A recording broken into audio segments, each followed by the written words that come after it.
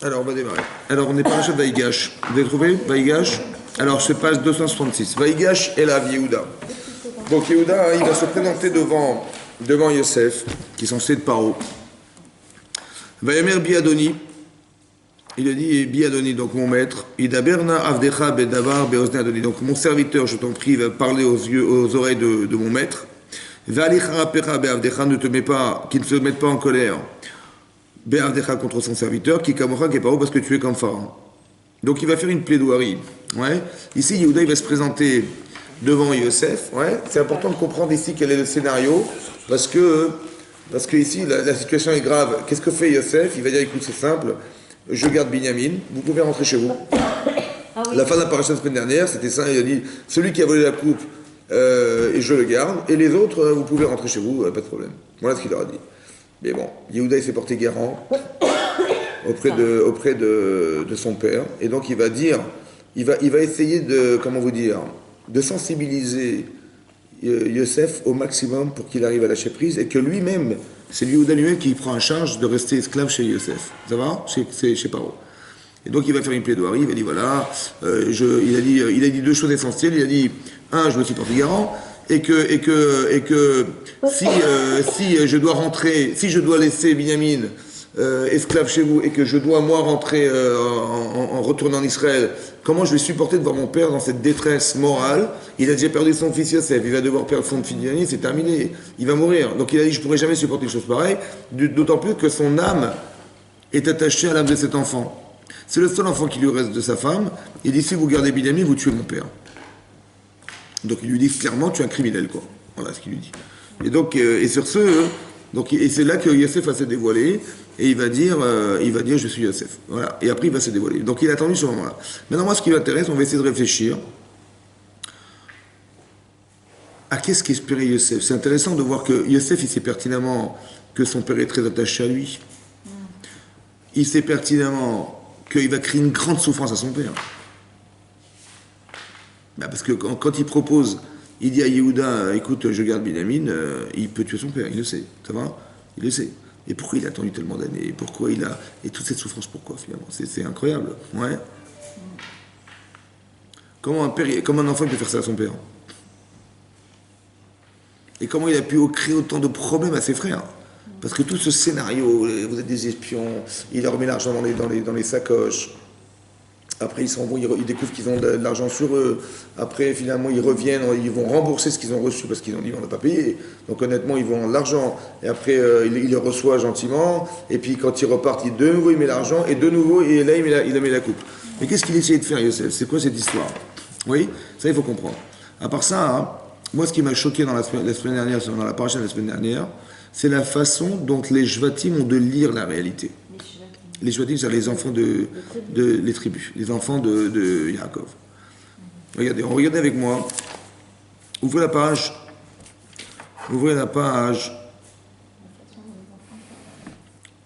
Les Shvatim, c'est les enfants de Yaakov Avinu, les tribus. Ouais. La façon dont ils ont de voir la réalité. Regardez, ouvrez la page 250. Il y a deux endroits, je vais vous montrer deux endroits, et vous allez me dire si ça vous étonne pas. Page 250, dans la paracha, lorsque Yosef, il les a vus rentrer par des portes différentes, on a dit, il les a traités d'espions. Ça va? Donc regardez la page 250, on est donc dans le chapitre 42, verset Chet, le 8e verset, le premier verset de la première ligne. Vayaker Yosef et Echa, c'est marqué que Yosef a reconnu ses frères, Ve'em lo ikiru, mais eux ne l'ont pas reconnu. Vayiskor Yosef et Achalomot, Yosef il s'est souvenu de ses rêves, Asher Chalam Lahem, qu'il avait rêvé avec eux, Vayomer Alehem Meragli Matem. Et là, il va dire, vous êtes des espions. Il va se rappeler de son rêve, et il va prétexter qu'ils sont des espions. L'Irod et Avatar Batem. Vous êtes venus explorer la terre. Ça va? Est-ce que vous trouvez un lien logique entre le fait qu'il ait rêvé, il se souvient de ses rêves, en fait, comme si il comprenait quel était son rôle, quel était le sens de son rêve, au départ, lorsqu'il a rêvé de ses frères qui se prosternent à lui, soit pas comme des gerbes, soit comme des étoiles, et là il comprend que finalement c'était ça qu'il avait rêvé. Ça va? Donc il comprend que quoi? Qu'ils ont eu tort d'interpréter ses rêves. Ça va? Ils ont eu tort, ils ont fait une mauvaise interprétation. Et ça, hein, il a voulu dire à ses frères, il a dit à ses frères clairement, vous êtes des espions. C'est intéressant, pourquoi des espions? Regardez la réaction des frères. Donc quand, je sais pas, on vous accuse d'être des espions, et vous n'êtes pas des espions, qu'est-ce que vous faites? On essaye de prouver le contraire. Ben, donc qu'est-ce que vous faites? Vous entourez d'avocats, vous portez plainte, la police, non, c'est ça que vous faites ou pas? Oui. Hein, oui ou non? Ben, on nous accuse d'espions, c'est grave quand même. Ok, donc qu'est-ce qu'on fait en général? Ben, on va se défendre, évidemment. Regardez ce qu'ils ont dit eux. Regardez. Vayomrou élave. Ils ont dit, nous, ils lui ont dit, Lo Adoni Avadecha. Ouais, bah nous, les Jbar nous, on n'est pas des espions, on est venus acheter de la nourriture. Kulanu, Bene, etc. Ils ont dit, on est tous des frères d'une même famille. Pardon si je me suis trompé de ligne, c'est pas ça. Et après, bon, il leur a dit, non, je vous crois pas, vous êtes des espions. Voilà. Regardez, page 252, pardon, page 252. Vous tournez la page, c'est aussi en haut de la page. Donc il a dit, je vous crois pas, vous êtes des. Il a dit, voilà, je vous crois, vous êtes des menteurs. Il a dit, voilà ce qu'il a dit. Donc il a dit, sur ce, il a dit Yosef, Im Keni Matem, si vous dites la vérité, Achichem Echad Yasser, un de vos frères sera enfermé Bebet Mishpachem, ouais. Donc un de vos frères j'emprisonnerai. Ve'atem lechu baou shever avon bebatechem. Et vous allez acheter de la nourriture et retourner chez vous. Ve'et achichan hakaton taviu elai. Et votre petit frère apporte-le-moi. Ve'yaminu b'divrechem. Et là, je croirai vos paroles, comme quoi vous n'êtes pas des espions. Ouais, velotamutu, et vous ne mourrez pas. Et ainsi faisait. Voilà, il les invite à retourner en Israël avec la nourriture. Mais attention, je ne veux plus vous voir je ne vais pas vous revoir si vous n'avez pas votre frère avec vous. Voilà ce qu'il leur a dit. Donc, quand on nous accuse, attendez, on a gardé Shimon en prison. Et ils vont devoir revenir sans Shimon. C'est grave, ouais. Maintenant, qu'est-ce qu'ils ont fait? Vayomrou, regardez ce qu'ils ont dit. Vayomrou. Regardez comment ils ont répondu. Vayomrou. Ish el achiv. Ils ont dit chacun l'un son frère. Aval hashemi manachnu. Nous sommes fauteurs. Alachinu contre sur notre frère. Asher reinu tsarat nafsho. Reinu tsarat nafsho. On a vu cette souffrance qu'il avait. Beitronenu elenu. Lorsqu'il s'est plaint, lorsqu'il s'est lamenté devant nous. Parce que Yosef, quand on a voulu le vendre, ben, il s'est lamenté, il a dit mais non je veux pas. Après il l'a jeté dans un puits, il y avait des serpents, il a crié au secours. D'accord? Il dit peut-être que ça, hein, le fait qu'on n'ait pas été en souffrance des cris de Yosef, c'est pour ça qu'on nous fait souffrir. Voilà ce qu'ils ont dit. C'est pour ça que cette souffrance, elle nous est arrivée. C'est comme ça qu'on raisonne, nous. Quelqu'un m'accuse d'être un espion. Et il me garde mon frère en prison. Et il me dit retournez chez vous. Je suis nulle part, je retourne nulle part, je porte plainte, je condamne. Et je m'oppose à cette situation ou pas? Qu'est-ce qu'ils ont fait eux? Ils ont dit on est fauteurs. Ah bon? Hein?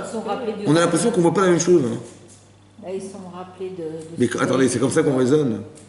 Non, mais eux, c'est des tzadiks. Non, mais est-ce que c'est comme ça qu'on raisonne? Qu'est-ce qu'on apprend d'eux? Ils sont humbles. Qu'est-ce qu'on apprend? Comment il faut réfléchir? Il faut se remettre. Hachemi manachnu, nous sommes des fauteurs. Qui c'est qui leur a dit qu'ils sont fauteurs? C'est la situation. Mais qui c'est qui a créé la situation? C'est eux. C'est qui a créé la situation? C'est Dieu. C'est-à-dire que quand il m'arrive quelque chose, comment je le traduis? Écoutez bien. Il m'arrive à quelque chose. J'ai pas le droit, entre guillemets, je vous dis ça, c'est quelque chose de compliqué, mais j'aurais pas le droit de regarder les événements tels qu'ils m'arrivent. Parce que là, je vais m'opposer carrément à ce qui m'arrive et je vais porter plainte, ou je vais faire un coup d'État, ou je vais m'entourer de je sais pas qui, de ministres, etc., pour contrecarrer les paroles du ministre. Oui, non. Pas du tout, ils ont dit on est fauteurs. Pourquoi? Écoutez bien. On garde Shimon en prison. Qu'est-ce qu'il nous a dit? Il dit je ne veux plus vous voir si vous ne revenez pas avec Binyamin. Maintenant, Binyamin, c'est l'enfant qui reste de Yaakov. Mais si on est obligé de reprendre Binyamin la prochaine fois, ce qui est compliqué, c'est-à-dire qu'on va créer une souffrance qu'on va occasionner à notre père. Mais cette souffrance, on l'a déjà vécue quelque part un jour, vous vous rappelez pas? Ouais. Et le fait que, et pourquoi il risque de souffrir mon père de nouveau comme il a souffert? Parce que peut-être quand il a crié, Yosef dans le puits, on n'a pas souffert. Comme c'est qu'il fallait être capable d'analyser les sentiments qu'on ressentait au moment où on nous parle. Et ces sentiments-là sont des sentiments vrais, c'est ça que Hachem voulait, et c'est ça qu'on se reproche. C'est pas ce que je vois qui est reprochable. C'est pas lui qu'il faut condamner. Comme c'est que les tsars vont me dire, mais tu vas pas te laisser faire quand même, alors il faut te défendre. Oui, non. En fait, ils ont compris autre chose. Comme c'est qu'on entendait Yosef parler, ouais, qui est censé être le roi d'Égypte, Mais j'écoute pas ce Yosef, j'écoute ce qu'Hachem il me dit à travers lui. Il me dit, ben, je vais garder Shimon, et je vais en prison, et ne revenez pas s'il n'y a pas Binyamin, hein, voilà ce qu'il a dit. Comment je l'interprète? Il y a un message qu'il faut décrypter ici, c'est quoi ce message? Le message, c'est qu'Hachem me dit, tu vois, hein, Je te remets dans la situation. tu es en train de revivre une situation de souffrance que tu as vécue un jour. Maintenant, il y a deux choses à comprendre. Deux choses à comprendre. Il le sait, Yosef, ça. Il le sait puisqu'il le provoque. Bah oui. Donc il sait que ses frères raisonnent comme ça. Ah oui. Vous comprenez ou pas? Ouais. S'il avait été méchant avec eux et qu'ils n'avaient pas raisonné de cette manière, ils auraient porté plainte, etc. Ça n'aurait servi à rien, son truc. Ah, Mais comme en vérité, il veut provoquer quelque chose qui est de l'ordre de la teshuva, c'est pas si il sait que ses frères lisent de cette manière, sont des tzadikim. Donc ils lisent de cette manière la réalité, c'est pour ça qu'il s'est permis de le faire. Maintenant, vous comprenez par l'absurde. Écoutez-moi bien. Il s'est rappelé de ses chalomot, de ses rêves, et il a dit, vous êtes des espions. Normalement, le mot d'espion, il devait être déclencheur de quelque chose. Pourquoi? Parce que toute cette vente-là, toute la vente de Yosef et tout ce qui s'est passé, ça s'est passé à cause de quoi? À cause d'un rêve. d'un rêve. À cause du fameux Chalom. Maintenant, lui, Yosef, il sait qu'il a eu raison. Et il sait que ses frères ont hauteur d'interpréter qu'il aurait été roi du roi d'Israël et qu'il aurait pris la place de son frère. Il sait que c'est pas ça. Il le sait maintenant, parce que maintenant qu'il voit ses frères se prosterner, il se rappelle de son rêve, il dit, ben voilà, c'était ça le rêve. Donc qu'est-ce qu'il voudrait faire? Comment ils vont faire teshuva sur une erreur d'interprétation de rêve? Eh bien, ils vont faire teshuva parce que peut-être qu'ils vont se poser la question, peut-être qu'on a exploré les rêves de Yosef, et que cette interprétation, parce qu'on est des espions des rêves, on est rentré dans son rêve, on est rentré dans le pays d'en face, on a essayé d'avoir des informations et on est sorti, on a commencé à en discuter. On est rentré dans son rêve et on a dit mais qu'est-ce que tu crois que ça voulait dire? Et on en a discuté, on a dit bien sûr, si même Yehuda il se procède, c'est qu'il a pris la place de Yehuda, mais c'est très grave. Vous savez pourquoi c'est grave? Parce que ça veut dire que quoi? Il y aura deux royautés. Il y aura celle de Yosef. Quand il a dit tu vas régner sur nous, tu vas nous gouverner, ça veut dire qu'ils ont compris que Yosef il allait se distinguer en tant que roi et qu'il y aurait un schisme entre le roi d'Israël et Yosef, qui est roi de je sais pas quoi. Vous avez compris? Mais c'est pas possible. Donc qu'est-ce que vous auriez fait à sa place? Qu'est-ce que vous auriez fait à la place? Je dis, ben, quelqu'un qui se rebelle contre la rue d'Israël et veut tout détruire, est-ce qu'il vaut mieux éliminer Yosef et conserver le clan Israël tel qu'il sera, ou de conserver Yosef et de jamais être sûr qu'un jour il n'y aura pas une destruction carrément du clan Israël? C'est pour ça que quoi? Ils ont jugé qu'il fallait condamner Yosef. Vous avez vu, qu'est-ce qu'ils se reprochent là? Ils se reprochent quoi ici? De ne pas avoir souffert quand ils ont entendu leur frère crier. Est-ce qu'ils se sont reprochés de l'avoir vendu? Non. Donc ça veut dire qu'ils ont pensé que c'était juste. Seulement peut-être qu'on a été trop dur. Et ça, on aurait pu l'éviter. Alors c'est peut-être ça qui nous arrive. Ça va? Maintenant, vous avez compris pourquoi ils sont obligés de souffrir lorsqu'ils ont manqué d'avoir souffert? Vous comprenez ça? Vous le comprenez ou pas? Pourquoi je suis obligé de souffrir lorsque j'ai manqué d'avoir souffert? Là, ils ont manqué d'avoir souffert parce que s'ils avaient souffert comme lui souffre, ils s'étaient mis à sa place, ils n'auraient pas été aussi fermes. Ils auraient dit, écoute, je suis désolé, tu te prends pour le roi d'Israël, c'est pas possible, on a obligé de te juger, je suis désolé, c'est de ta faute. Voilà, on va te condamner, on va te vendre. Ils ne se seraient pas plaints à ce moment-là, vous comprenez? Seulement, ils sont restés fermes, ils ont rien dit. Ils sont restés fermes, vous avez compris, dans leur décision. Ils étaient sûrs d'eux. Et ça, cette indifférence, entre guillemets, qui est justifiée parce que c'est le jugement, ils se le reprochent parce que, on aurait quand même dû éviter la souffrance de notre frère. Ça va? Ils ne se reprochent pas la vente. Ils se reprochent Tsarat Nafsho. Maintenant, Hachem, il les a fait souffrir à l'identique de ce qu'ils n'ont pas supporté, qu'ils auraient dû ne pas supporter de leur frère. Pourquoi? Pourquoi on doit souffrir des fois de ne pas avoir supporté la souffrance des autres? Pourquoi? Parce qu'on ne s'est pas mis à la place de la personne. Pourquoi? Parce que si on avait souffert, qu'est-ce qu'on aurait décidé? On n'aurait pas l'avance. On n'aurait pas agi comme ça. Mais donc, ça veut dire que la souffrance, elle permet d'avoir quoi? Ici, dans ce cadre-là, elle se permet d'avoir de la sensibilité, de la conscience de ce qu'on va décider de faire. Est-ce que c'est vraiment légitime? Vous avez compris la différence entre savoir et ressentir? Je sais que c'est pas bien, mais qu'est-ce que tu veux que j'y fasse? Il faut qu'il soit condamné. Eh bien, je serai ferme. Vous avez compris? Mais je reste dans le domaine de la raison. Mais en vérité, si au fond j'avais souffert comme il a souffert, est-ce que j'aurais accepté une chose pareille? Non, alors pourquoi tu l'occasionnes? Alors j'aurais décidé autrement. Vous avez compris? Lorsque j'investis des émotions à mon intellect, tout à coup la halakha change. Donc Hachem, pour que je sois cohérent et objectif dans ma façon de juger, je suis obligé de vivre. J'ai pas cette conscience. Donc Hachem il m'a fait vivre. Mais c'est pas une punition, vous comprenez ou pas? Quand Hachem quand il entend un truc pareil, mais c'est une grande souffrance quand même. Oui ou non? Mais cette souffrance-là, elle n'est pas comme, tu dis, ben voilà, on est fauteur, Dieu nous a punis, comme on nous a toujours appris, que des fois Dieu n'est pas content, il nous fera sur les doigts. Non. Il faut comprendre qu'Hachem, c'est un psychologue, il sait pertinemment qu'au fond, on a manqué de sensibilité. Parce que si on avait été sensible à la souffrance de notre frère, mais comment on peut être sensible? Puisque ce n'est pas une raison intellectuelle, la sensibilité, c'est une raison émotionnelle. Donc il faut qu'on soit dans l'émotion de celui qui souffre pour pouvoir ressentir et raisonner.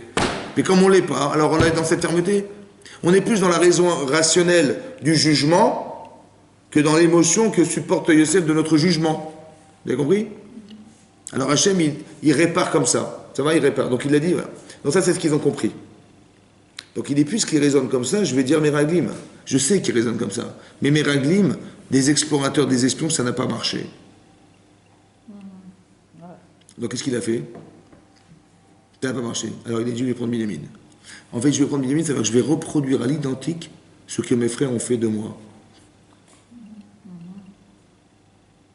Et là, je vais voir comment ils vont raisonner.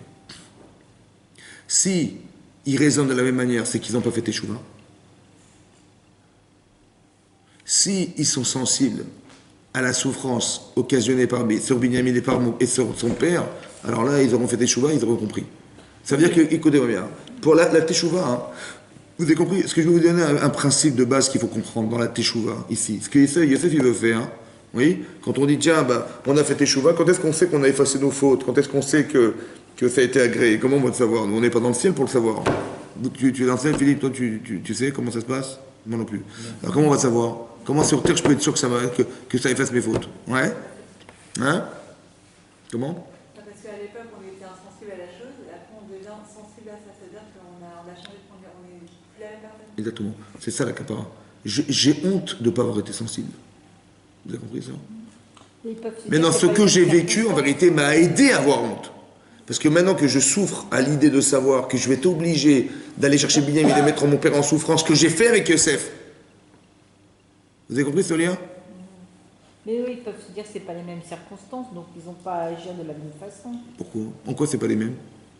Vous avez bien qu'ils ont réagi, ils ont compris ou pas là? Ils ont compris qu'ils avaient eu tort quelque part de ne pas d'avoir été un peu indifférent à Yosef?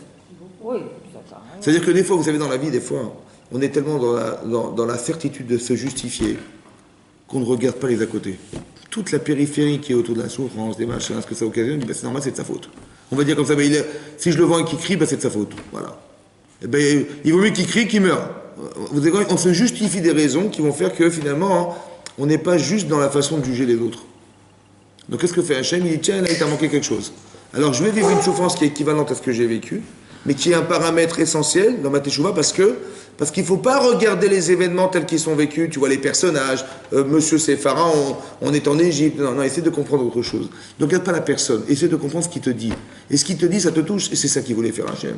Il voulait que tu sois capable de réfléchir dans les paramètres qui se trouvent dans le discours de Yosef, que tu les analyses pour toi, pas contre toi.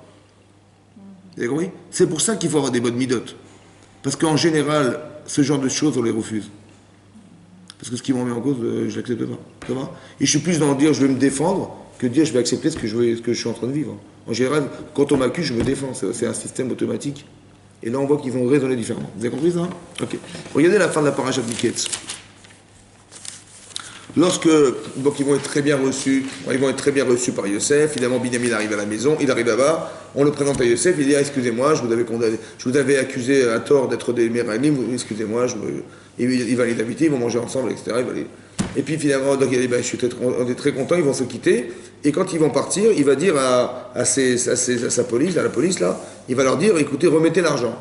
Ça aussi on n'a pas compris, pourquoi il leur remet l'argent à chaque fois? La première fois, il a remis l'argent. Et la deuxième fois, il remet l'argent. Pourquoi il remet l'argent? Ah, pour l'accuser. Hein? Pour accuser. La première fois. Il a remis l'argent dans les sacoches. Ouais. Et là, ils ont dit, mais qu'est-ce que c'est que cet argent-là? On ne comprend pas. Bon, il a fait une première fois. Et après, il a remis encore l'argent, là, la deuxième fois, mais il a rajouté la coupe. Et pourquoi il remet l'argent? Parce qu'il a de la peine. Hein? Il a de la peine. Encore une fois, c'est dans la teshuva. Et tout ça, c'est des processus de teshuva. En vérité, Yosef, c'est le bon Dieu. Vous avez compris? Il a compris comment Hachem il procède, il fait exactement pareil que lui. Vous avez compris? Dans la subtilité. Mais qu'est-ce qu'il essaie? Pourquoi il met de l'argent? Pourquoi il remet l'argent? Quand on vous remet l'argent, Vous avez fait des courses et vous ouvrez votre sacoche et vous avez vu que l'argent que vous aviez dépensé, elle est là. Bah, pour voir Bah, comment c'est ils choquant vont quand même, non? réagir. Mais ça veut dire quoi chez vous? Tester leur réaction. Pour voir comment ils vont. J'ai compris ça, mais ça veut dire. Mais comment vous réagissez? Qu'est-ce que ça vous dit ça? Bah, c'est un Qu'est-ce qu'il a essayé problème. qu'est-ce qu'il a essayé de provoquer Yosef avec une chose pareille? Qu'est-ce qu'il a essayé de faire? Parce que c'était pas l'argent le problème. Comment? C'était pas l'argent le problème. C'est-à-dire. Il voulait juste. Mais ça sert à quoi? À quoi ça sert ce qu'il a fait encore une fois? À quoi ça sert que Yosef il remette l'argent dans les sacoches? À quoi ça sert? Mais il remet en cause leur paiement. dans Mais à quoi? l'histoire. Oui, alors donc quoi? À quoi ça sert? Et donc, Comment on est vu quand on ouvre les sacoches? Quand on a l'impression d'être quoi? On n'a pas payé. Donc on est des voleurs. Voilà, Chazak. Donc on est des voleurs. ouais. D'accord. Mais si on est des voleurs, alors qu'est-ce qui va se passer? Soit ils rendent l'argent. Pour l'instant, manifestement, on ne va pas payer, hein, puisqu'on a l'argent. Donc, si on est des voleurs, donc, Donc, ça veut dire comme ça. Ça peut vouloir dire deux choses. Un, celui qui l'a fait, il a dit, vous êtes sous ma tutelle. J'ai pas besoin de vous, je vous rends votre argent. C'est une manière dominante. Ça peut vouloir dire ça. Soit ça veut dire, vous êtes des voleurs, vous allez devenir mes esclaves. Ah oui, comme lui, il a été esclave. Tu voles, donc tu m'as volé, tu dépends de moi, donc je vais décider ce que je vais faire de toi. Mais c'est une manière de faire dépendre les autres. C'est intéressant que Yosef, il a cette démarche de faire dépendre les autres de lui. Parce que lui, il a dépendu des autres. Non, vous allez voir plus tard. Parce que depuis le départ, il est indépendant, Yosef. Ah ouais. Depuis le départ, il a 17 ans, c'est lui qui fait pète les troupeaux de ses frères, c'est lui qui machin, c'est lui qui est dominant, c'est lui qui... Vous avez compris? Il a cette force dominatrice. Et après, il a été esclave quand même. Parce qu'on l'a rendu. Il ne veut pas faire supporter cette charge. Non, vous allez comprendre après, vous allez voir comment ça marche, c'est très profond, parce que ça va très loin dans l'éventail de tout ce qu'on peut imaginer dans le cas Israël. En fait, il y avait deux tendances très intéressantes, vous allez voir. Maintenant, ça vous avez compris ça? Maintenant, donc la deuxième fois, il leur a dit, bon, ils sont repartis, il a remis la sacoche, il a mis la coupe dans la sacoche de Binyamin. Et tout à coup, donc ils ont été pourchassés, on les a rattrapés, il dit, il y a quelqu'un qui a volé la coupe du roi. La coupe du roi, c'était quoi la coupe du roi? C'est une coupe sur laquelle il faisait de la sorcellerie. Il a dit, mais je suis Menachesh, je fais de la sorcellerie avec, parce qu'il connaît comment, il est marqué dans le Midrash Rabbah, hein. Qu'est-ce qu'il faisait avec cette coupe? Il soi-disant, il connaissait l'avenir. Quand ils sont venus le voir, il a dit, tiens, je vais demander à ma coupe qui est-ce qu'il est né. Tiens, alors dis-moi qui il est né. Il dit, ah, c'est lui l'aîné, et toi, t'es le second, t'es le troisième, bon, c'est toi là, c'est ma coupe qui me dit tout, hein. Genre, vous avez compris? Donc il a fait le genre l'idolâtre, ça va? Et après, quand ils l'ont attrapé, ils l'ont ramené chez Yosef. Il a dit, mais pourquoi moi, ma coupe avec laquelle je fais des incantations? Voilà ce qu'il leur a dit. Voilà. Maintenant, qu'est-ce qu'ils ont fait? Regardez ce qui s'est passé. Il leur a dit comme ça. Regardez, ouvrez la page 264. Pasuk Tetvav, le 15e verset. Vous avez trouvé? Vayomer lahem Yosef. Il leur a dit Yosef, Ma maaseh azeh asher asitem.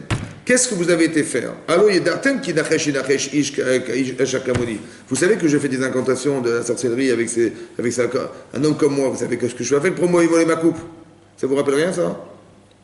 C'est exactement la même chose qui s'est passée avec Rachel, quand elle a volé la Vodazara de son père. Et eux, ils ont eu la même réaction. Ils disent, celui qui l'a volé, qui meurt. Exactement comme Jacob il a dit. C'est truc de fou. Il y a sûrement des liens, mais bon, c'est pas le moment. Et regardez, après, c'est marqué. Vayomer Yehuda. Sur ce, Yehuda, il répond. Manoma, qu'est-ce qu'on peut dire? L'a donné à mon maître. Man edaber ou manistadek, qu'est-ce qu'on peut dire et comment on peut se justifier? Regardez ce qu'il dit. Aelokim, matza et avon avadecha. Dieu a trouvé la faute de tes serviteurs. Inani anenu avadim. On va être tes serviteurs, on va être des domestiques, des avadim. L'a donné à mon maître. Gam alachnu, nous tous, des gam animsa gavia biado, même celui chez qui on a trouvé la coupe. Vayomer à la Khalilani, il a dit, mais malheur à moi, mais de faire une chose pareille. Aïch Hashanim Sagabi Abiado, où il est celui chez qui on a trouvé la coupe, celui qui sera mon serviteur, Veatem Alou les Shalom, et vous montez Béchalom en Israël, à la Vichem vers votre père. Voilà ce qui c'est. Voilà le dernier. Vous avez vu comment ils ont réagi ou pas? Attendez, là, carrément, on leur prend Binyamin, là. Comment vous auriez réagi, vous? Votre frère, il a été capturé par Paro, qu'est-ce que vous faites? Bien sûr, mais ils ont dit, non, tu vois, c'est Dieu qui a trouvé la faute de tes serviteurs. Regardez comment ils ont raisonné encore une fois. C'est-à-dire qu'on ne vit pas la même chose, on ne vit pas les mêmes événements de la même manière. Tout ce qu'ils vivent, ils voient Hachem dans leur histoire. Ils ont dit Eved, pourquoi Eved? Parce qu'ils savaient pertinemment que c'est ça qu'on allait les condamner. Et ils ont aussi compris que ça venait réparer la faute de Yosef, Eved. Ouais, quelque part c'est bizarre, Eved, non?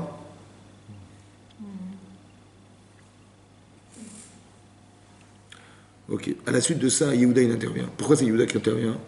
Parce que Yehuda, il s'est porté garant. Il s'est porté garant. Comment? C'est lui qui s'est porté garant vis-à-vis de son père. Il dit, si je ne le ramène pas, Khatati Lecha Kolamim. Donc il va proposer à Youssef, il dit, écoute, c'est simple. Moi, je resterai en prison, je resterai chez toi, Eved, mais renvoie cet enfant chez son père, parce que comment je pourrais supporter de retourner en Israël sans cet enfant et de voir mon père dans sa déchéance morale? Je ne pourrais pas. Donc il a dit, il faut absolument que tu le ramènes. Voilà ce qui s'est passé. Mais toutes ces souffrances, c'est quand même incroyable. Il a fait souffrir son père, il a fait, déjà qu'il avait 22 ans de deuil, après ses frères, et toutes ces souffrances, c'est incroyable. Pourquoi c'était tellement dur, quand il est tellement dur, Youssef? Vous voyez, il espérait, quand il entend ses frères faire teshuva comme ça, il pleure, il va chaque fois, il va pleurer, ouais. Parce que c'est ça son objectif, en fait. L'objectif, c'est quoi? C'est qu'ils arrivent à déraciner cette haine, ouais. J'ai vu dans des commentaires, ils expliquent que dans la paracha de Vayeshev, ce sont les enfants de Léa qui ne vont pas supporter Yaakov, qui ne vont pas supporter, Yosef. Comme si il y avait un problème conflictuel entre les frères depuis le départ. Ouais. Tout ce que je vous dis, c'est à voir au microscope. Ça va? Quand la Torah nous dit il y avait la haine, il y avait les machins et tout, ouais, c'est pas des choses conscientes. Juste que la Torah nous dévoile un secret, que de savoir qu'au fond du fond, on réagit parce qu'il y a quelque chose qui est un déclencheur de réaction. Qu'est-ce qui était déclencheur? Des fois, on croit que c'est la vérité, ouais, qu'il fallait juger, il fallait condamner, on pense que légitimement, on a bien réfléchi, on s'est coordonné, etc. On a jugé Yosef, il est coupable, évidemment. Mais au fond du fond, la Torah dit que c'était la haine. Il y avait une parcelle de haine, comme on a vu par rapport à Yaakov, vous vous rappelez que la Torah dit, Yaakov, il aimait autant Rachel, il aimait Rachel, mais un peu plus que Léa. Mais Hachem, il n'a pas vu l'amour, il n'a pas vu le manque d'amour, il a vu la haine. Vayar Hachem qui se noie, il a vu qu'elle était haïe.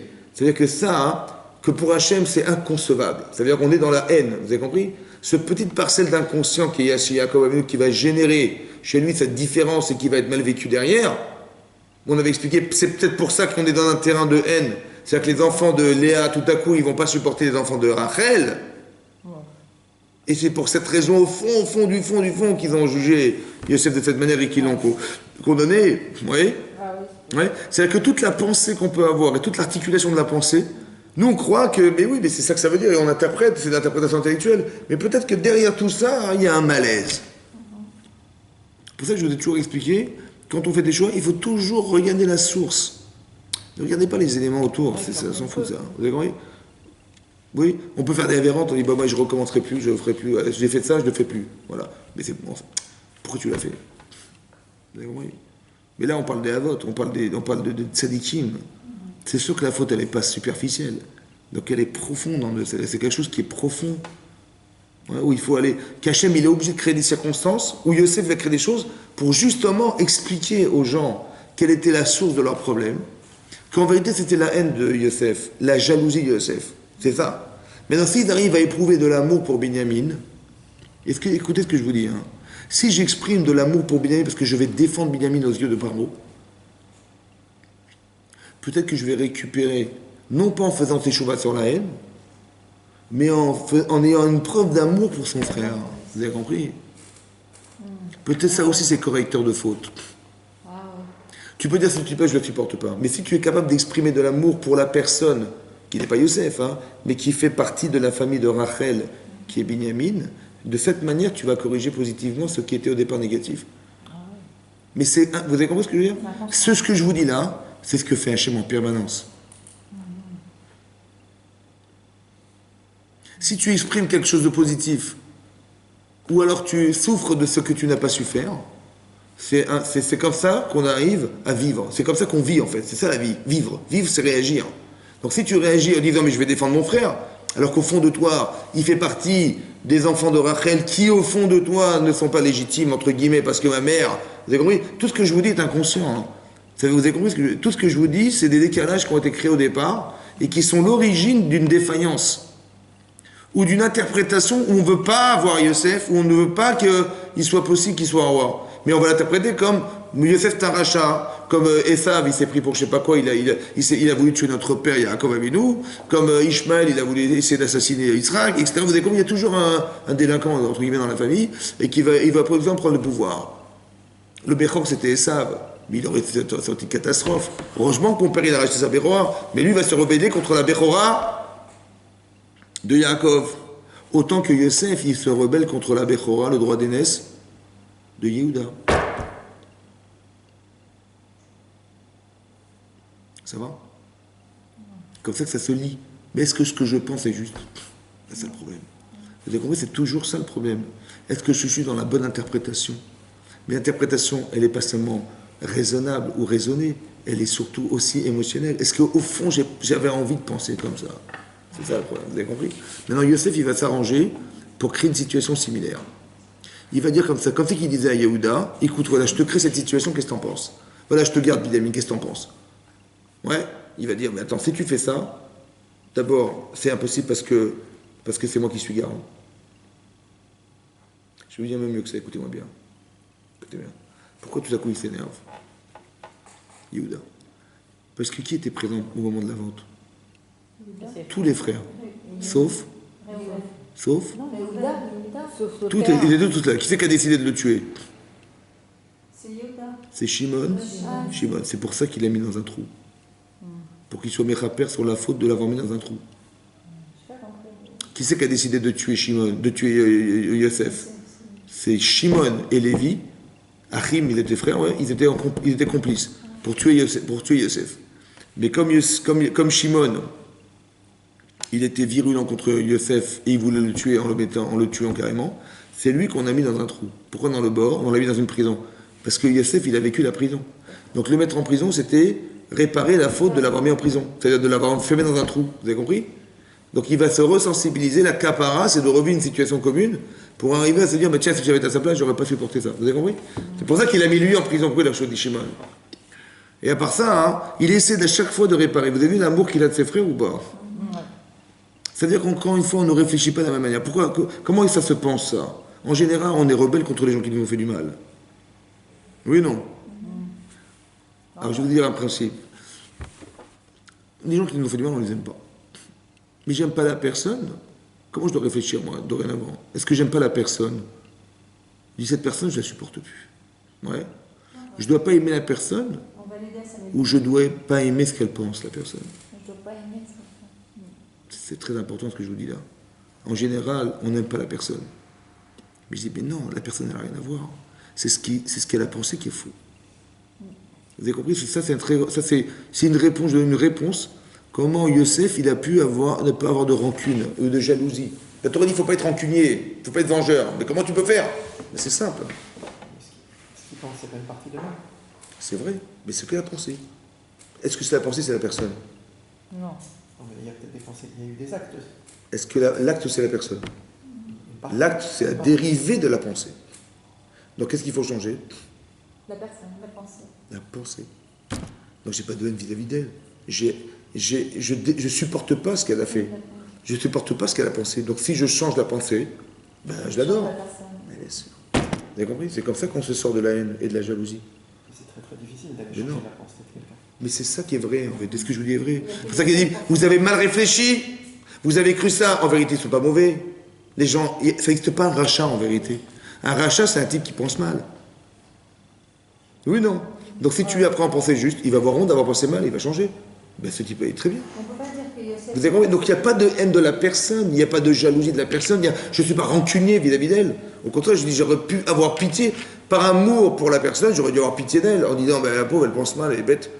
Ce recul, il faut l'avoir. Parce que, un, ben, d'abord, on ne tombe pas malade. Et deux, je peux l'aider. C'est ça qu'il a fait Yosef. Au final, quand il a vu arriver, il a dit, vous avez pensé le mal, mais Dieu, il avait pensé le bien. Ouais. Mais c'est une manière de dire quoi? C'est une manière de dire, mais vous n'avez pas compris vous n'aviez pas compris depuis le départ ce qui s'était passé. Mais quand on ne sait pas, on se tait. Mais vous dites, non, j'ai très bien compris et je vais agir et je vois que tu es. Quand ils ont répondu, mais tu vas régner sur nous, tu vas nous gouverner. Vous avez compris? Ça veut dire qu'il avait cru, est certain que c'était ça. Mais ça veut dire que c'est la pensée négative qui vous a trompé, ça va? Cette façon de voir, ou votre amour propre, je ne sais pas, mais quelque part, c'est ça qui a engendré ma vente. Donc vous êtes trompé, ah, excuse-nous, pardonne-nous, machin. Donc les gens sont très bien en fait, seulement le problème c'est qu'ils pensent mal. Donc si tu changes la façon de penser, tu changes la façon de réagir, évidemment. Donc j'ai pas de haine contre lui, j'ai rien contre lui. Quand on discute, en fait, il y a des gens qui se vexent. Je vais parler à quelqu'un, il me dit, mais tu dis n'importe quoi. Je dis, mais attends, tu me parles comme ça, je te parle plus, on arrête de parler. Si tu me parles comme ça, on arrête de parler. Mais je te parle pas de toi, je te parle de ce que tu penses. Vous avez compris, il faut faire attention. Les gens se vexent parce qu'ils croient qu'on parle d'eux. Mais je parle pas de toi. Ce que tu penses n'est pas juste pour moi. Je parle pas de toi, je te parle de ce que tu penses. Si tu penses différemment, si tu penses que j'ai tort, ben dis-le moi, mais on n'a pas de raison de se vexer de s'entendre dire une chose pareille, parce que de toute façon, on parle pas de. Comme c'est qu'on a un conflit humain. On n'a pas un conflit humain, on a un conflit d'idées. C'est pas pareil, on a un conflit d'idées. Vous avez compris? C'est pareil, ça veut dire que Yosef, il a ce recul, parce qu'il dit, vous avez compris? Il voudrait absolument que les frères de Yosef, ils arrivent à démontrer aussi, par Binyamin, qu'on pouvait aimer Yosef. Mais donc comment ça se fait que Yosef, qui est le fils de Yaakov et de Rachel, il n'est pas supportable, mais que Binyamin, qui est aussi le fils de Yaakov et de Rachel, il est oui supportable, on va le défendre à mort, jusqu'à même prendre, dire nous on va devenir l'Avadim, c'est ça qu'ils ont dit, donc c'est une preuve d'amour extraordinaire, oui. Là il a pleuré là de voir ça, parce qu'il a vu que c'est ça qui est réparateur de ce qui était au départ. Problématique, hein? Il aurait pu être jaloux. Qui? Pourquoi ses frères ils se comportent comme ça pour Benjamin et puis ils se sont pas comme ça, ils comportaient comme ça. Parce qu'il a compris comme ça, écoutez bien. Binyamin, il n'y a aucun enjeu. Ah, mais Yosef, quand il rêve de ses rêves, il y a un enjeu ou pas? Oui. Ah, bien sûr, pour qui il y a un enjeu? Pour Yehuda. Yehuda, il est mis de côté, ça va? Ou alors il va être en conflit permanent. Mais non, c'est pour ça qu'il s'adresse à Yehuda en particulier. Il a dit, écoute, là, il a dit comme ça. Il dit, mais si tu gardes mon fils, tu gardes Binyamin, tu vas tuer mon père. Tu vas tuer mon père. Parce que Nafsho, toujours Nafsho. L'âme de mon père est attachée à cet enfant. Donc s'il lui reste que cet enfant-là, déjà il a perdu sa femme, il a perdu son fils. Le seul moyen de consolation de mon père, c'était d'avoir cette Binyamin. Mais si tu en essayes, tu vas le tuer, c'est fini. Dernier, c'est fini. Donc là, c'est fini. Maintenant, il a dit, ok. Il a dit, demain, je peux me dévoiler. C'est moi, Youssef. Aouad Avichai, mon père est vivant. Ça veut dire quoi? Là, c'est marqué dans le Midrash Rabbah, c'est marqué que c'est comme ça qu'Hachem il va faire dans le Gan Eden. Comme Youssef. Parce qu'il dit ici, déjà, le plus petit des enfants de Yaakov, le plus petit des frères ici, c'était Youssef. Ouais, pour l'instant. Et ils ont été ni valou ni panav. Ils étaient épouvantés d'entendre ce qu'il a dit. Je ne sais pas si vous vous rendez compte. Essayez de vous mettez en image ce que je vous dis. Vous êtes devant Yosef, vous croyez que c'est Pharaon, le roi d'Égypte, et il vous dit, je suis Yosef. Qu'est-ce que vous comprenez? Qu'est-ce que vous comprenez là? Hein? Mais si, vous comprenez que vous êtes gouré. Vous êtes gouré. Vous dites, mais moi je croyais que c'était le roi d'Israël. Oh là là. Mais attendez, j'ai pas fini. D'abord, je me suis trompé. En plus, toutes les souffrances que j'ai occasionnées, pour rien. Et mon père, il a porté un deuil de 22 ans, il n'a pas arrêté de pleurer. Pour rien. Vous imaginez ce que c'est ça ou pas? Ouais. Quand il a dit, je suis Yosef, Ani Yosef. Oh, choc. Ouais. Ni Valo ni Panav. Rachid dit, t'es épouvanté. À cause de la honte. Lo Yachlou, ils n'ont pas pu lui parler. Lo Yachlou la note, ils n'ont pas pu répondre. Qui dit Valo ni Panav. Tellement il s'est épouvanté devant ça. Ouais. Maintenant, il leur a dit quoi? Je suis Yosef, mon père est vivant. Ça veut dire comme ça. Quand tu m'as vendu et tu as mis mon père en deuil, qu'est-ce que tu as dit? Je dis, qu'est-ce qu'on peut y faire? C'est à cause de Yosef. Ouais. Moi, j'aurais bien voulu ne pas le vendre. Mais le pauvre, mon père, il supportera la richoute de mon frère. Qu'est-ce que j'y fasse? Oui ou non? Là, tu l'expliques, là, oui ou non? Ouais.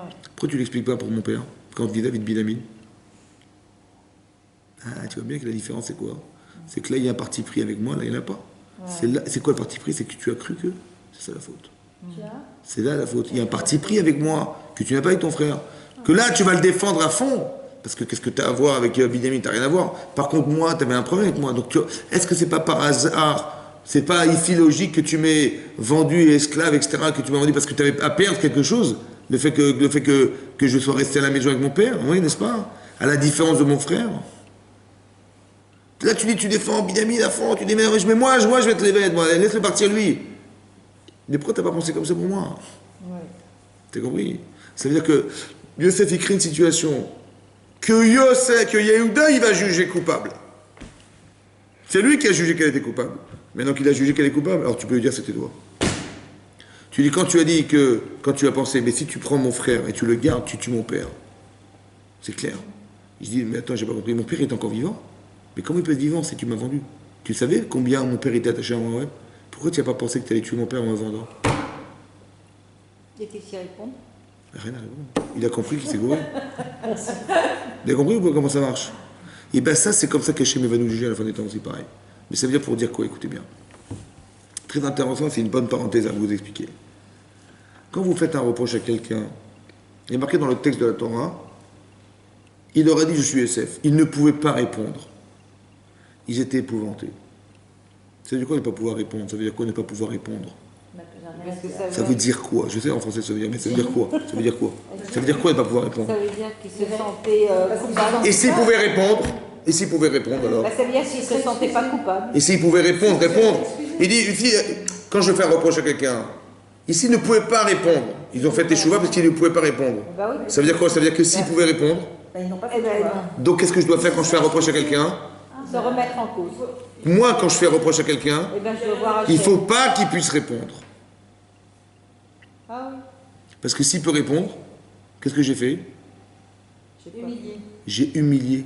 Mais c'est pas ça que je voulais faire. Moi, je ne veux pas l'humilier, je voulais qu'il s'arrange. S'il peut me répondre, je vais l'humilier.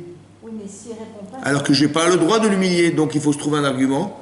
Il faut que je sois intelligente au point où ce que je vais lui dire, il ne pourra pas trouver d'échappatoire. Pourquoi vous dites intelligente? Parce que vous êtes des femmes. Ah oui. Vous avez compris?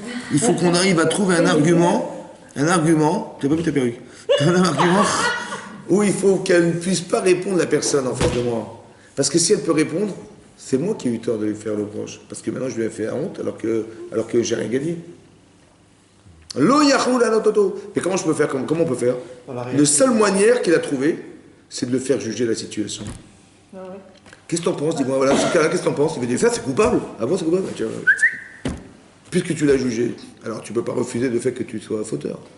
Mais quand je lui dis, mais t'es fauteur, il dit, moi, j'ai mis de la vie, il va s'arranger, vous avez compris? Mais c'est toi-même qui l'as jugé. Vous avez compris comment c'est subtil? C'est d'un très haut niveau que nous, on ne peut pas atteindre. Il faut y arriver. Non, c'est-à-dire qu'il faut arriver à quelque chose. Il faut arriver. C'est pour ça que je dis même avec des enfants que ça, on va dire, bah tiens, il vous pose un problème. Bah, vous leur envoyez. Moi, ce que je fais, moi, des fois, je faisais comme ça avec mes enfants. Je lui dis, bah c'est toi le père. On inverse. Qu'est-ce que tu m'aurais dit si tu étais mon père? Bah, il va vous dire la même chose que vous aurez dit. Tu vois, quand on juge nos enfants, il croit qu'on est contre eux. Ouais. Je dis, bah, il n'y a pas de problème, on inverse. Voilà, c'est toi. Moi, je suis ton père. Moi, je suis ton fils et toi, tu es mon père. Et voilà. Et je te dis, voilà ce que je te dis. Hein, qu'est-ce que tu en penses? Il va dire, alors, si tu m'aimes, tu vas répondre quoi alors? Je sais pas. Et là, il va se rendre compte que. Parce qu'il n'est pas responsabilisé, en fait. Il n'a pas le rôle du père. Donc c'est normal. Ou il n'a pas le rôle de la mère. Donc il va jouer comme l'enfant. Vous avez compris? Mais dès qu'il prend la responsabilité d'être père ou mère, tout à coup, ça change. Vous avez compris? Il faut arriver à le faire penser, à le faire juger ce qu'il aurait été s'il avait été à la place des autres. Ça va? Et ben je te mets dans la position qui était la mienne un jour. Voilà. Moi je suis Binyamin. Et tu me vends ou pas? Mais j'avais de la vie. Ben, comment t'as pas pu me vendre? C'est vrai que l'incohérence, elle vient du fait que comment dire, on n'est pas capable de faire des assimilations de situations. Parce qu'elles ne nous intéressent pas. Et je vais vous dire pourquoi elles ne nous intéressent pas. Parce qu'intellectuellement, il y a un blocage du fait que cette situation que j'ai vécue, si je l'ai faite, c'est qu'elle me faisait souffrir. Si j'ai décidé de vendre Youssef, c'est que ça me dérange. Bah oui. Donc je ne veux pas intellectuellement penser que j'ai tort, parce que d'avoir tort, c'est d'être en souffrance. D'être en souffrance, c'est une chose que je ne supporterai jamais. Donc j'ai un blocage intellectuel dans mon cerveau qui fait que je n'arrive plus à penser. C'est comme ça. Donc qu'est-ce qu'il faut faire? Il faut recréer la situation émotionnelle qui était identique à la première. Et comme il n'y a pas d'enjeu, alors il va juger, bien sûr, objectivement, bien sûr, évidemment, c'est grave. Évidemment, c'est grave. Mais comment t'as fait? Alors, si c'est grave, alors comment t'as fait? Vous avez compris? La seule différence, c'est l'émotion qui là n'existe pas, mais qui existe là. C'est ça qui bloque, en fait. Vous comprenez? C'est pour ça qu'on a du mal à accepter. Parce que je sais qu'émotionnellement, je vais vous expliquer un truc. Quand vous décidez quelque chose, en vérité, il y a beaucoup de paramètres en vous qui ne sont pas conscients, mais qui font partie de votre connaissance. Et c'est ça qui vous fait décider. Par exemple, je vais vous donner l'exemple. Je vous dis, si je vous demande de plonger d'un plongeur de 15 mètres sur la tête, vous plongez ou pas? Hein? Non. Mais comment vous savez? Vous avez essayé? Vous savez que vous ne pouvez pas plonger. Mais vous avez réfléchi? La hauteur, le poids, le haut, je sais pas, comment dire, la hauteur, vous avez pensé à tout ça? Non, mais vous savez que c'est comme ça. Donc quand vous décidez quelque chose, vous savez que c'est comme ça. Vous avez compris? Donc votre cerveau, il sait. Donc il décide tout seul. Mais est-ce qu'il décide bien des fois? Des fois, c'est pas juste, vous avez compris? Parce qu'il y a des émotions que je ne veux pas, auxquelles je ne veux pas penser, qui m'amènent à penser ça. Et c'est ça qui amène au désert des fois. Ok? En tout cas, ce que Yosef il a gagné finalement, c'est quoi? C'est que Yehuda, il a accepté Yosef. Ça va? Ouais. Finalement, on a créé Allez, hein. un lien qui avait disparu. Alors, les commentaires, ils disent comme ça. Regardez, ouvrez la Haftarah de cette semaine. La Haftarah de cette semaine. La Haftarah de cette semaine, c'est dans Yecheskel. La Haftarah, elle se trouve à la fin du livre. Vous l'avez, ce livre. Vous avez le Chumash, là. Je vais vous lire les premiers mots de la Haftarah. Regardez, page 1212. 12-12. Vous avez trouvé la Haftarah 1212.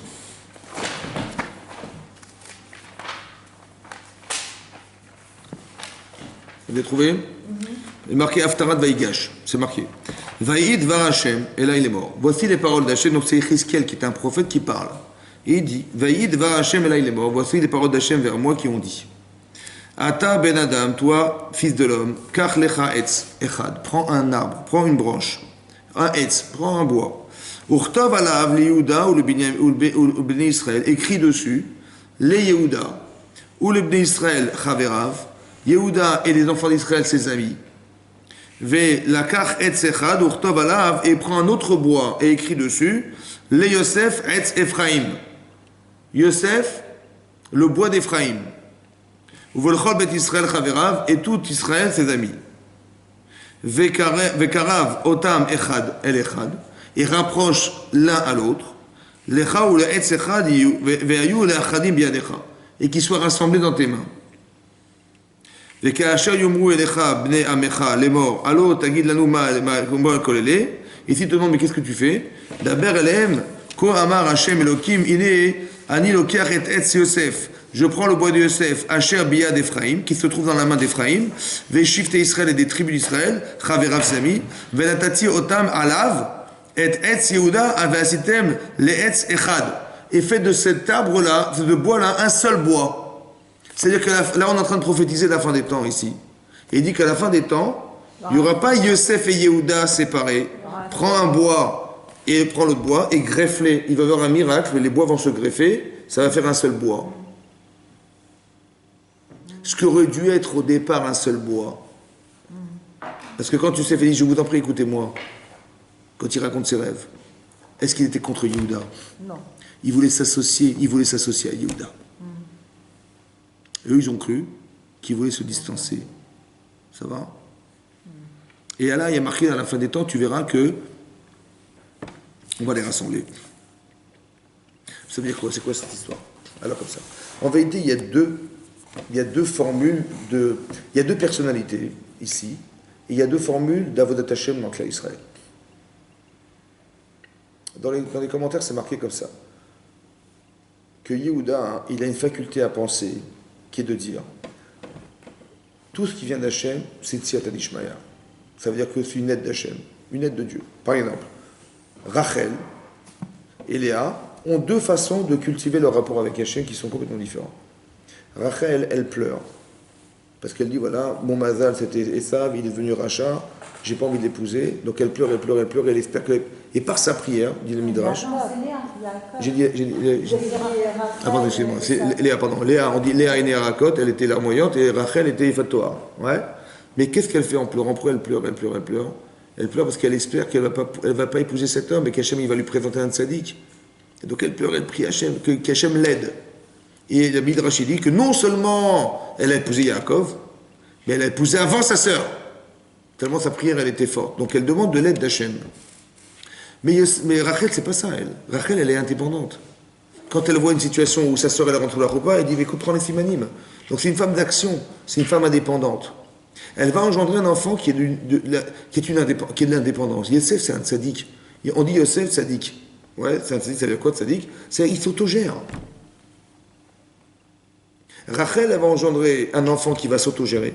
Par exemple, il va apprendre la Torah avec son père, il va aller en Égypte, il va gérer sa vie, la femme de Potiphar, les machins, il va décider tout seul. S'il reste un tzaddik, il réussit. S'il ne devient pas un tzaddik, il se perd. C'est terminé, Yosef, il disparaît.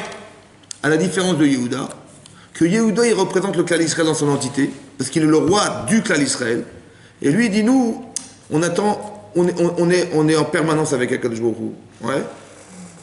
Je vous ai compris la différence. Bien sûr que Yosef aussi, il est avec Hachem, hein, mais il est avec Hachem dans son indépendance d'homme. Il est un petit peu, écoutez-moi bien, comme Noach. Noach, il Sadik, Tamim Ayavdorotav.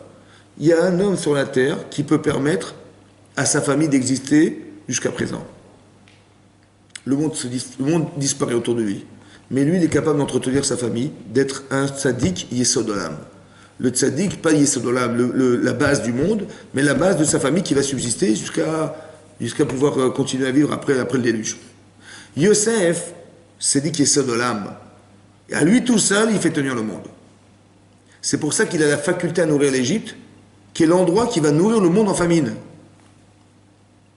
Comme c'est que dans le clan Israël, il y avait deux choses. Moi, j'ai pensé comme ça. Peut-être c'est quoi l'idée de fond de ça? C'est de dire, il y a des gens qui sont indépendants, des gens qui sont d'une hauteur particulière. Ça dit qu'ils sont dans on dit que ce sont des gens qui maintiennent le monde. Mais pour nous, c'est un booster extraordinaire parce qu'on a un repère, on a une référence. Vous avez compris? Et ça ne contredit pas le fait que le roi d'Israël, il soit, entre guillemets, mis à l'ombre de cette personne, pas du tout.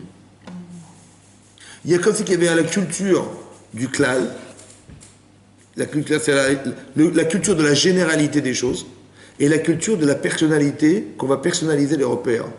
Il y a des gens qui vont être là des personnages identitaires, et il y a des gens qui vont être des personnages qui vont gérer le peuple. Au départ, ça va être les deux. Au départ, on a cru que Yosef, il allait se rebeller, parce qu'il ne peut pas être roi.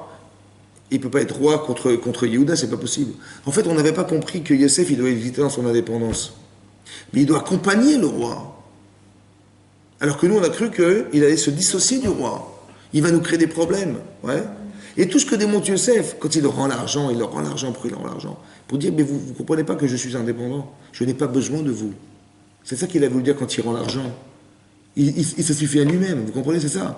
Quand il est devant la femme de Potiphar, il fait appel à la personne qui a sa force, vous avez compris, à tout l'investissement, tout son limoud, tout ce qu'il a lui-même, ça va. Il fait appel à personne d'autre qu'à lui-même. Ça, c'est la force de Yosef. Tzaddik qui est Sodolam.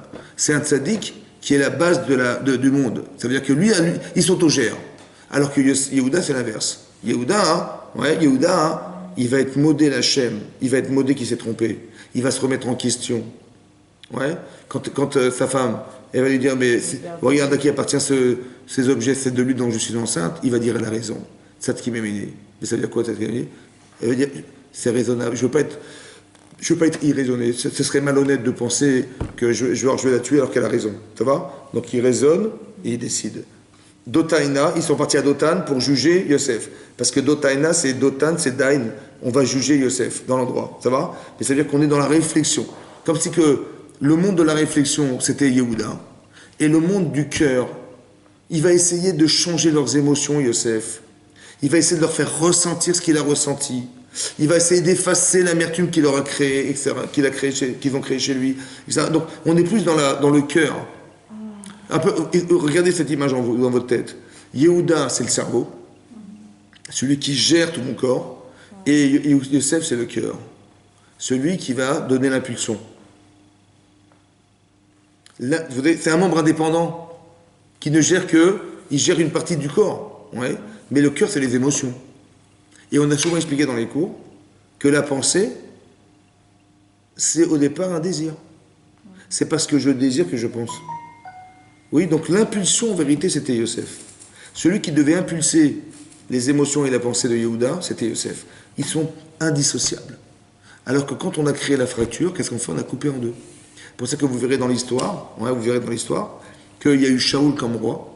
Après, c'est qui le roi qui a suivi Shaoul? C'est qui? C'est David Améler. Après, il y a eu Shlomo Améler, et après, il y a eu un schisme. Il y a eu un schisme. C'est-à-dire qu'il y a eu Yerovam ben Nevat qui descendait de Ephraïm. Ephraïm, c'est le fils de Yosef. Et Binyamin, il s'est associé au descendant à Yoram, qui était le descendant de David Améler. Yehuda, il a eu qui comme enfant avec Tamar? Péretz. C'est lui qui descend de Pérez, après il y a eu Ruth, etc., il y a eu David. Mais le Mashiach, il descend de qui? Ben, de David. Mais à la fin des temps, il y aura deux Mashiach. Mashiach ben Yosef, Mashiach ben David. C'est ça qui est marqué ici, qu'à la fin des temps, il y aura Triatem Etim. Regardez l'Haftarah de Yecheskel, juste avant ce passage-là, Hachem il va dire, voilà, à la fin des temps, Hachem il va faire revivre les morts, etc. Donc le Mashiach reviendra, les gens revivront. Et là, c'est là que ces bois vont se retrouver, en fait. C'est là qu'on va véritablement comprendre la fonction de chacun. Il n'y a pas... C'est comme si que la différence, encore une fois, c'est toujours pareil, la différence nous sépare. Alors que la différence, on devrait associer nos différences. Que Yosef, il a un rôle qui n'est pas contradictoire avec celui de Yehuda, il est complémentaire. Alors que nous, on avait cru que tu vas régner sur nous, tu vas nous gouverner. Il a une telle puissance indépendante que cette dépendance, elle crée de la jalousie. Ouais. Elle crée... Son intelligence dérange. Parce que, vous avez compris? C'est un peu comme... Vous savez quoi, on pourrait assimiler ça. Yosef, il est beau. Il est intelligent. Ça vous rappelle qui? Ben, les Grecs. Les Grecs, la philosophie grecque, c'était quoi? Ben, c'était la beauté, l'intelligence, etc. Au service de soi. Vous avez compris? Il dit, mais t'es un Grec, là. Vous avez compris? C'est une religion que tu pratiques qui n'est pas la Torah. C'est quoi la différence entre Yosef et un Grec? Ben, le Grec, il n'y a pas Hachem. Chez les Grecs, mais il n'y a pas de bon Dieu. Ça va? Mais chez Yosef, mais bien sûr qu'il y a bon Dieu. Je ne comprends pas pourquoi on compare ça et ça. Parce qu'il a exactement ce repère. Il est beau, il s'arrange, etc. Il est extérieur. C'est les Grecs, ça. Vous avez compris? Il est intelligent, il a une philosophie, mais qui ne correspond pas du tout aux critères qu'on a dans la Torah. On a l'impression qu'il glisse dans un autre repère qui n'est pas le nôtre. Ça va? Maintenant, écoutez-moi bien. Comment on dit Jérusalem? Il y a deux façons de dire Jérusalem. Ou Yerushalayim ou bien Kimit Sion Tetsetora. Kimit Sion. Sion, c'est quoi Sion? C'est Jérusalem. Comment on écrit Sion? Tzadik. En français, mais en hébreu, Tzadik. Yud. Vav. Nun Sofit. Tzadik avec Yavan. C'est quoi Yavan? Tu vois les Grecs? Avec Tzadik, avec Yavan. Sion. C'est ça, Yosef. C'est un tzaddik avec Yavan. Yona, on a dit Yona. C'est quoi Yona? C'est la colombe. C'est le symbole de... La colombe, c'est le symbole du Kla Israël. Mais Yona, comment on écrit Yona? Yud, Vav, Nun, et à la fin. Yona, c'est quoi? C'est Yud, Vav, Nun, et Yavan, avec Hachem.